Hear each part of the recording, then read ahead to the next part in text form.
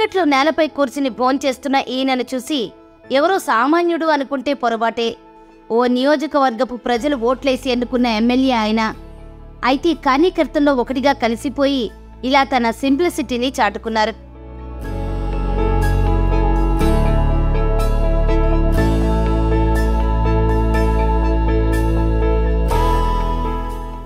నిర్మల్ జిల్లా ఖానాపూర్ ఎమ్మెల్యే వెడ్మ బొజ్జు పటేల్ తన ప్రవర్తనతో అందరితోనూ శభాష్ అనిపించుకుంటున్నారు.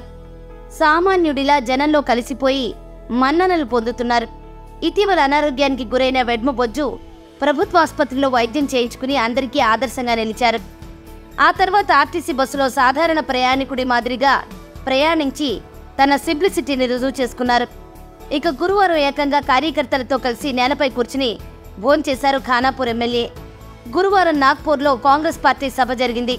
ఈ సభకు పార్టీ శ్రేణులతో కలిసి ఆర్టీసీ బస్సులో వెళ్లిన ఖానాపూర్ ఎమ్మెల్యే తిరుగు ప్రయాణంలో వారితో కలిసి నేలపై కూర్చుని భోంచేశారు.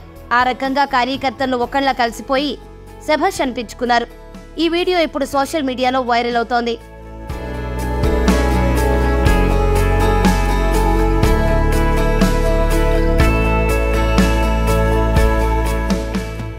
మరోవైపు ఆదివాసీ గోండు బిడ్డ అయిన వెడ్మ బొజ్జు పటేల్ సామాన్య కుటుంబం నుంచి వచ్చారు.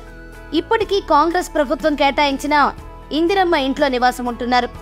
చదువుకునే సమయంలో పేపర్ బాయ్గా పనిచేశారు వెడ్మ బొజ్జు పటేల్. పీజీ వరకు చదివిన బొజ్జు తొలుత ఆదివాసీ విద్యార్థి సంఘంలో పనిచేశారు. ఆ తర్వాత ఆదివాసీ హక్కుల పోరాట సమితిలో సలహాదారుడిగా, అనంతరం కాంట్రాక్టు ఉద్యోగిగా పనిచేశారు. ఆ తర్వాత ఉద్యోగానికి రాజీనామా చేసి హస్తం పార్టీలో చేరిన వెడ్మ బొజ్జు ఇటీవల జరిగిన ఎన్నికల్లో ఖానాపూర్ నుంచి ఎమ్మెల్యేగా గెలుపొందారు.